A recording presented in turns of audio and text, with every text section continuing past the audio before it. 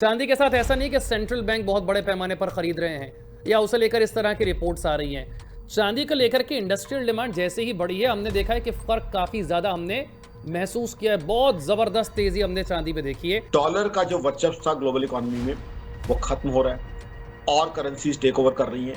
तो कहीं ना कहीं हर सेंट्रल बैंक को ये चिंता रहती है। तो सोने और चांदी के आज के दाम तो मैंने बता दिए, लेकिन अब ये बताइए कि पिछले कई दिनों से आप सोने और चांदी के दामों में बड़ी तेज उठापटक देख रहे हैं। इसका सबसे बड़ा कारण आप क्या मानते हैं? और यहाँ इन्वेस्टर्स, मैं रिटेल इन्वेस्टर्स की बात नहीं कर रहा, यहाँ इन्वेस्टर्स की बात कर रहा हूँ कंट्रीज, बड़े बड़े corporates, central banks. Central bank दर्शकों के लिए आसान कर दूं, देखिए पहली बात तो जो है 70-80 हजार पे खरीदने वाले कम मिलेंगे। क्योंकि हुआ क्या है विशाल जी, आप तो एक बहुत ही नॉलेजेबल एंकर हैं, आप एक बड़े सीजन्ड और वेटरन एंकर हैं।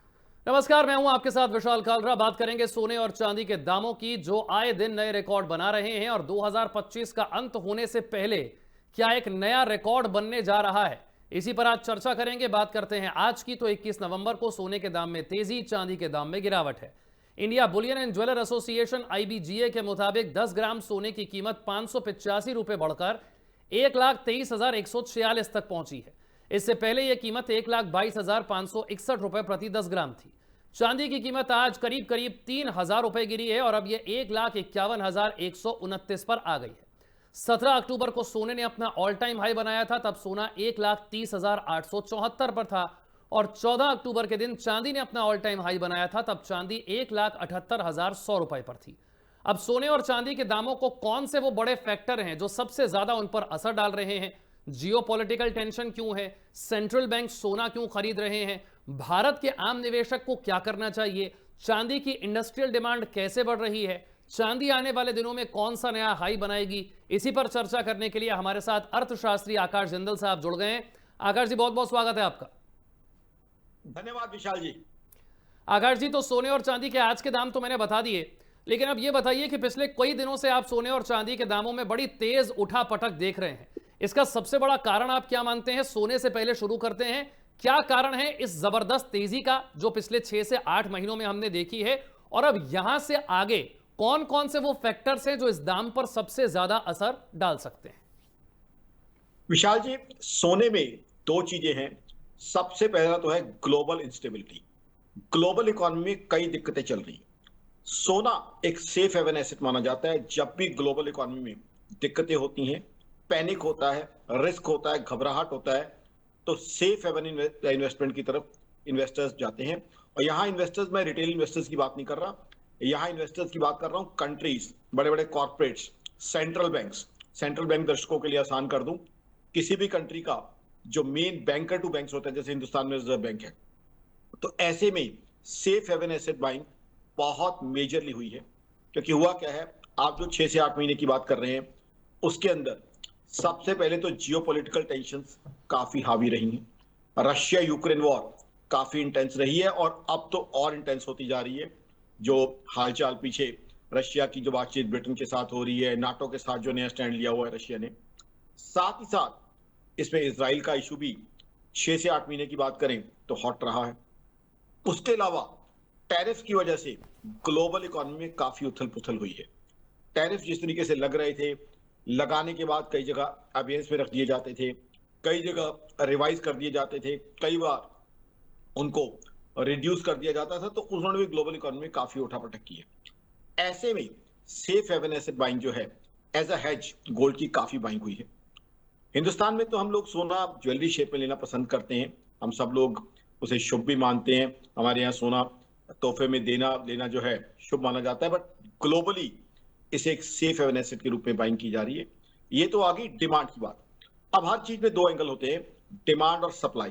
सप्लाई साइड में देखें तो सोने की जो एग्जिस्टिंग माइंस है, उनकी एक्सट्रैक्शन कैपेबिलिटी कम होती जा रही है, न्यू माइंस की डिस्कवरी उतनी नहीं हो रही।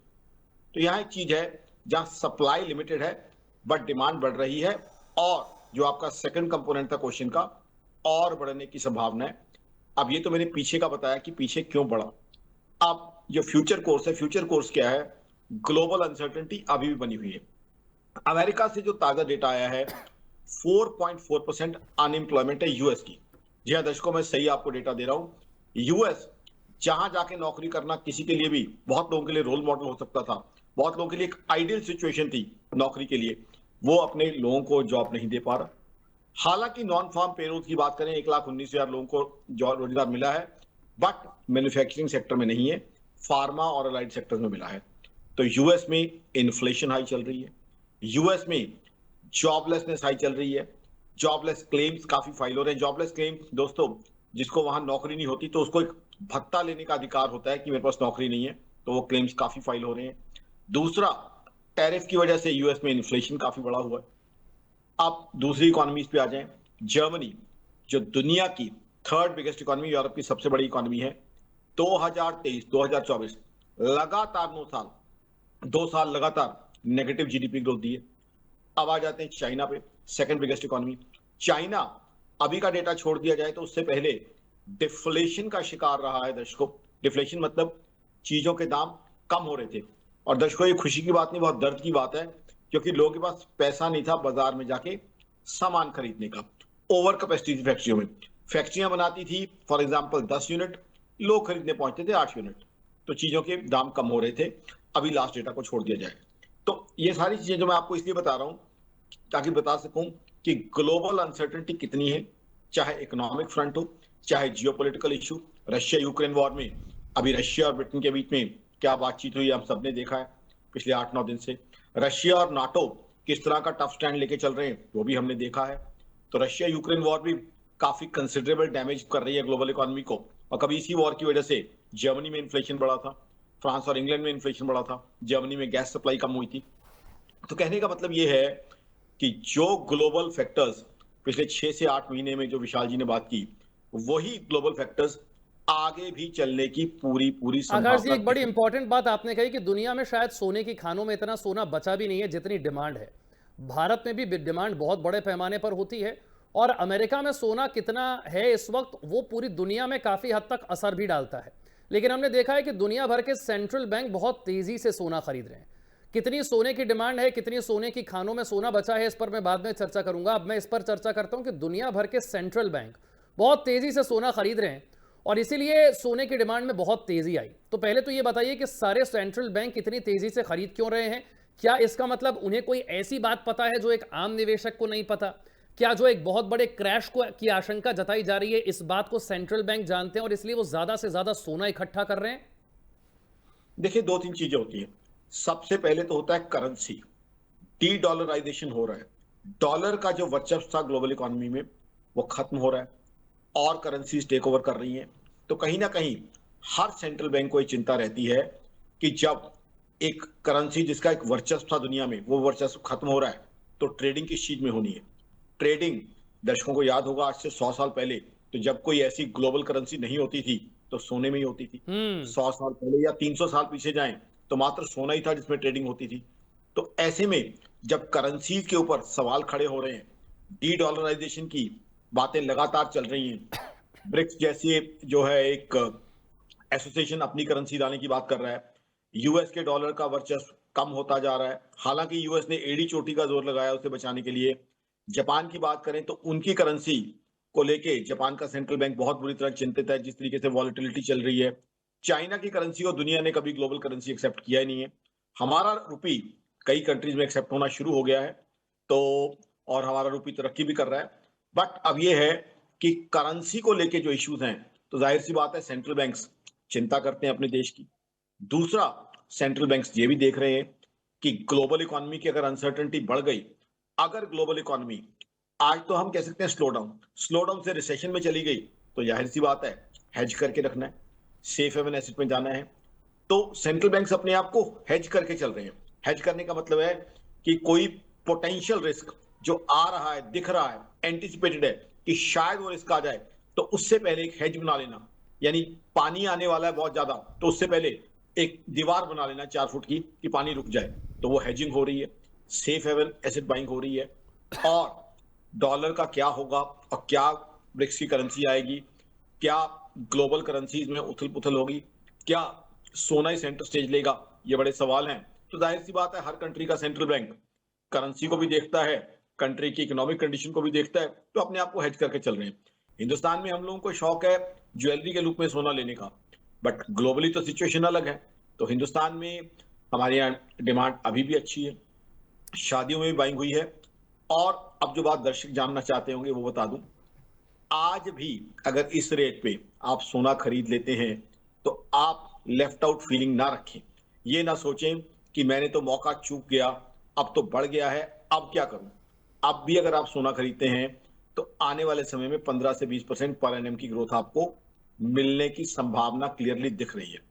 अब दूसरी चीज तो सब जानना चाहते होंगे, ज्वेलरी शेप में अगर ले लें, जी हाँ, ज्वेलरी शेप में भी आप सोना अभी भी ले सकते हैं। लोगों ने जवाब मुझसे एक्सपेक्ट नहीं किया होगा, लेकिन ज्वेलरी शेप में ठीक है, 15 से 20% आपके मेकिंग चार्जेस, कुछ और डिडक्शंस आ जाती हैं। लेकिन ज्वेलरी का एक बड़ी स्ट्रेंथ है, ज्वेलरी में क्या है, there is an emotional attachment to the jewellery you buy. So jewellery which is bought generally is preserved for 25-30 years, even in certain case passed on to generations. तो in that case long term is embedded. अब long term के लिए invest करेंगे सोने में तो जाहिर सी बात आपकी ग्रोथ आनी काफी पॉसिबल हो जाती है। तो इवन अगर आप ज्वेलरी शेप में लेना चाहते हैं, अभी कोई बच्चों की शादी है या घर में कोई और खुशी का मौका है, ज्वेलरी लेनी है, तो भी सोने में इस समय इन्वेस्ट किया जा सकता है। सोने को हर पोर्टफोलियो का हिस्सा बनाएं। कई लोगों के पोर्टफोलियो ऐसे हैं कि bank deposit, stock market, post office investments हैं, गोल्ड नहीं है हिस्सा, मात्र जो है घर की महिलाओं के पास कुछ ज्वेलरी है, तो गोल्ड को इन्वेस्टमेंट का हिस्सा बनाना चाहिए। रह जाती है चांदी की बात। चांदी में थोड़ा सा डिफरेंस मैं है। चांदी को थोड़ा सा अलग से डिस्कस करना चाहूंगा। अभी मैं सोने पर कुछ और आपसे सवाल पूछना चाह रहा हूं। मान लीजिए कुछ लोग ऐसे हैं जिन्होंने आज से 8-9 महीने पहले सोने में इन्वेस्ट किया था, या तब किया था जब 70-80 हज़ार पे था, और आज वो सोच रहे हैं कि क्यों ना प्रॉफिट बुकिंग कर लूं। उन्हें कर लेनी चाहिए इस समय प्रॉफिट बुकिंग, या और इंतजार करना चाहिए? जैसा कि आप कह रहे हैं कि अभी और आगे दाम बढ़ सकते हैं, लेकिन क्योंकि अब बहुत तेज उठापटक होती है, अचानक से एक दिन में 2000 दाम बढ़ गए, अचानक से एक दिन में 3000 दाम चढ़ गए, तो मन में डाउट बहुत सारे रहते हैं। उन्हें आप क्या कहेंगे जिन्होंने 70-80 हज़ार पर खरीदा था? देखिए, पहली बात तो जो है 70-80 हजार पे खरीदने वाले कम मिलेंगे, क्योंकि हुआ क्या है विशाल जी, आप तो एक बहुत ही नॉलेजेबल एंकर हैं, आप एक बड़े सीजन्ड और वेटरन एंकर हैं।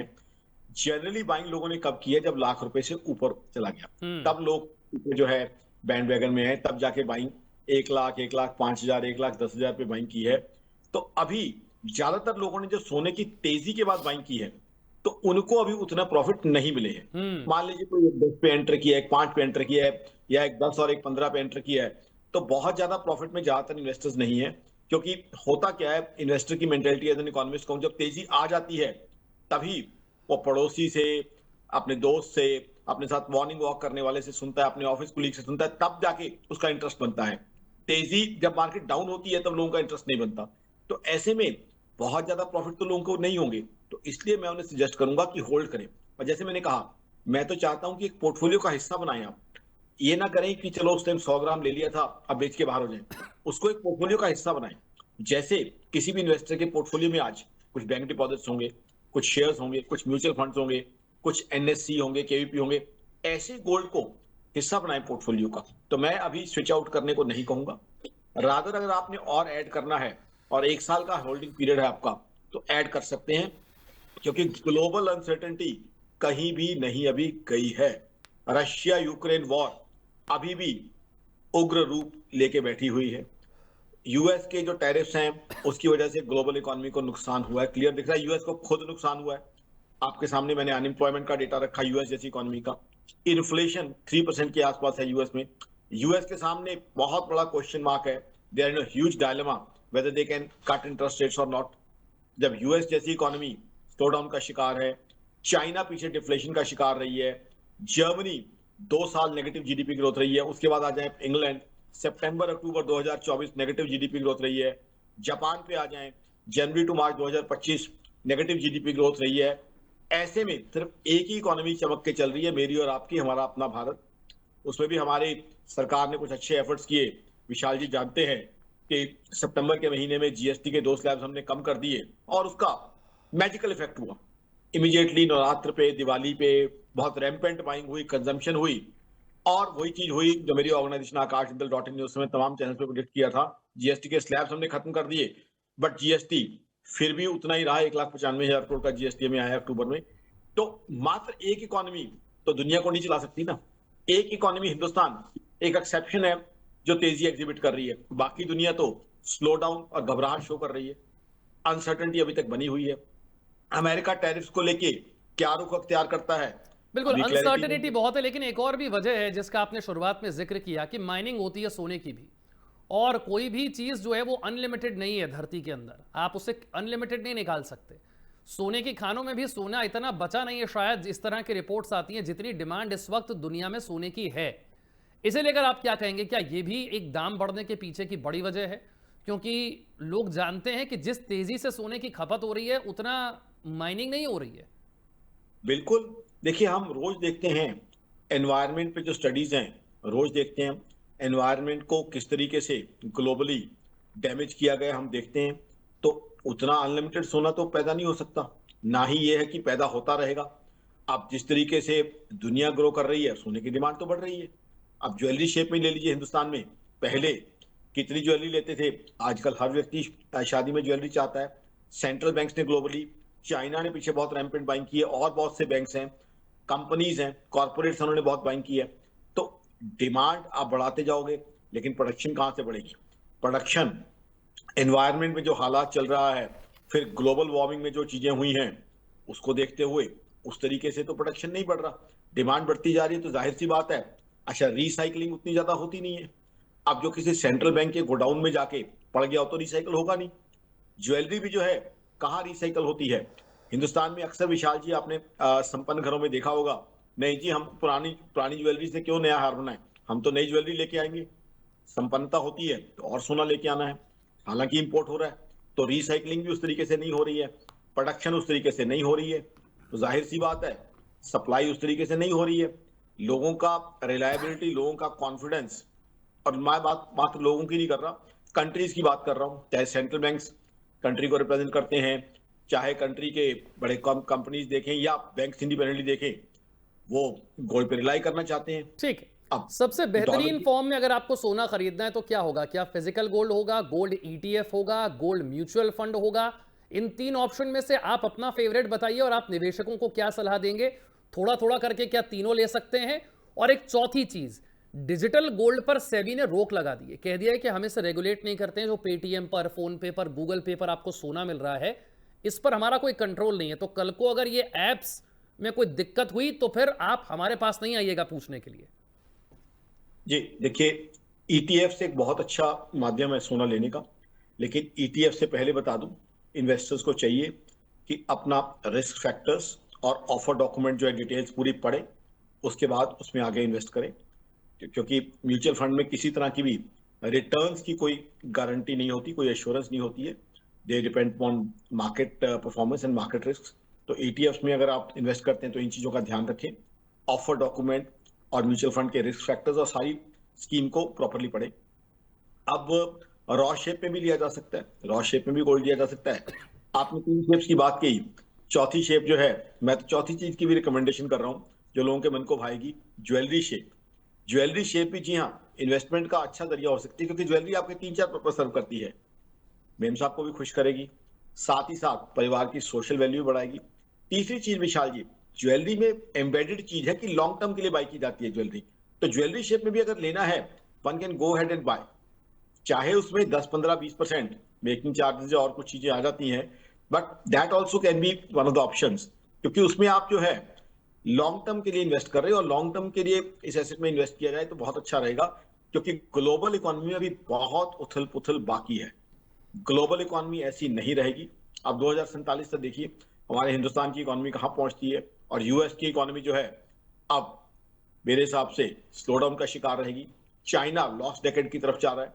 तो जब ग्लोबल इकोनॉमीज की अनसर्टेनिटी हो, कंट्रीज की रैंकिंग ऊपर नीचे होने वाली हो, उथल पुथल होने वाली हो, तो ऐसे में सेफ एसेट हेवन को पकड़ा जाए। तो आई थिंक ज्वेलरी शेप में भी अगर किसी ने इन्वेस्ट करना है, कर सकता है, ठीक है, बार्स हो, ईटीएफ हो। मैं थोड़ा सा अब चांदी पर आऊंगा क्योंकि मेरे पास समय कम है। चांदी में इंडस्ट्रियल डिमांड बहुत बड़ी है। चांदी के साथ ऐसा नहीं कि सेंट्रल बैंक बहुत बड़े पैमाने पर खरीद रहे हैं या उसे लेकर इस तरह की रिपोर्ट्स आ रही हैं। चांदी को लेकर के इंडस्ट्रियल डिमांड जैसे ही बढ़ी है, हमने देखा है कि फर्क काफी ज्यादा हमने महसूस किया है, बहुत जबरदस्त तेजी हमने चांदी पे देखी है। क्या ये इंडस्ट्रियल डिमांड ही चांदी के दाम को इस वक्त ड्राइव कर रही है या वजह कुछ और भी है? इंडस्ट्रियल डिमांड कई फैक्टर्स में से एक फैक्टर है, सोनली हम इंडस्ट्रियल डिमांड की बात नहीं कर रहे। इंडस्ट्रियल डिमांड तो चांदी की आज से 1 साल पहले भी थी, 2 साल पहले भी थी, 4 साल पहले भी थी। ऐसा नहीं हुआ कि 6 महीने में इंडस्ट्री ने रियलाइज किया है कि चांदी उसे रॉ मटेरियल के रूप में चाहिए। ये तो जिन सेक्टर्स में चांदी जा रही है, 2 साल पहले भी जाती थी, 4 साल पहले भी जाती थी, 6 साल पहले भी जाती थी। तो industrial demand, as you have rightly said, एक यूजेज है, बट चांदी की भी जो है कोरिलेशन गोल्ड के साथ साथ रहा है। चांदी हालांकि उसमें कई चेंजेस आ जाती हैं। अब संपन्न परिवार चांदी की ज्वेलरी शायद उतना लेना नहीं पसंद करते, बट चांदी की ज्वेलरी भी ली जाती है। चांदी फिर रॉ शेप में लेना, स्टोरेज का इशू भी आ जाता है, और चांदी में वॉलेटिलिटी भी हाई रही है। तो इसलिए चांदी को एक अलग नजरिए से देखा जाए, मतलब मेरा कहने का मतलब यह है, आम आदमी के एंगल से जो एक ही बार में बोल दिया जाता है सोना चांदी ले लो, मैं कहूंगा उन चीजों को अलग अलग रखें। और जैसे विशाल जी ने बहुत अच्छा किया है, विशाल जी ने दोनों चीजों को मिक्स ना करके रश को अलग अलग जो है दोनों को सेग्रीगेट करके रखा है। Stand alone he is discussing. I think that's the best way of discussing this. तो चांदी में भी जो है एप्रिसिएशन आने की संभावना है, चांदी में भी एप्रिसिएशन आ सकता है। बट मेरे से अगर पूछे, गोल्ड के अंदर आपको एप्रिसिएशन की संभावना अच्छी है और वॉलेटिलिटी कम रहेगी गोल्ड के अंदर, क्योंकि गोल्ड के अंदर ऐसे कोई फैक्टर्स नहीं है जो गोल्ड के अंदर वॉलेटिलिटी बहुत ज्यादा पैदा करे, क्योंकि ग्लोबल इकोनॉमी में सारा कुछ ऑल ओवर सडन संवर जाएगा, ऑल ओवर सडन सुधर जाए, ऐसा कुछ नहीं लग रहा। तो ऐसे में अगर आप सोने और चांदी दोनों में से मुझसे पूछेंगे तो मैं गोल्ड सजेस्ट करूं। अच्छा, बहुत सारे लोग जो लोग ज्वेलरी खरीदते हैं उनके दिमाग में कई सारे सवाल आते हैं। जो लोग बड़े स्टोर से, ब्रांडेड स्टोर से लेते हैं, वहां तो उन्हें बिल मिलता है और बड़ा क्लियर कुछ लिखा हुआ मिलता है कि कितने कैरेट लिया आपने, कितने ग्राम इसमें है, इसमें बाकी क्या कुछ है और उसकी कीमत क्या है। आपके पास एक क्लियर कट बिल होता है विद जीएसटी। लेकिन हमारे देश में हम जानते हैं बहुत सारे लोग इस तरह से सोना और चांदी नहीं खरीदते हैं।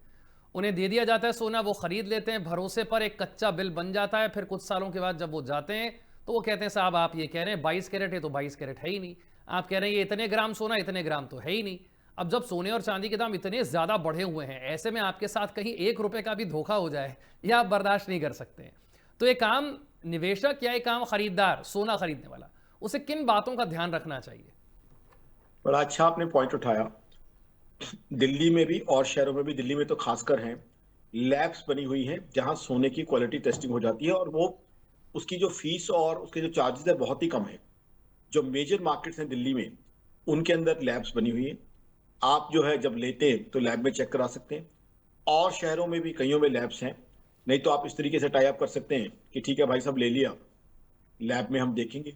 बाकी तो जो है जहां से भी परचेजिंग करें, मेरा तो सजेशन सिंपल है कि आप डॉक्यूमेंट्स अपने बिल्कुल इंटैक्ट रखें। डॉक्यूमेंट्स जो हैं पूरे ले, अपनी इनवॉइस लें, इनवॉइस के ऊपर डिस्क्रिप्शन लें, उसके ऊपर ब्रेकआउट जो उस चीज का है ब्रेकअप लें। साथ ही साथ अगर जीएसटी की लायबिलिटी कहीं आ रही है तो एक अच्छे सिटीजन बने, जीएसटी तो पे होनी चाहिए।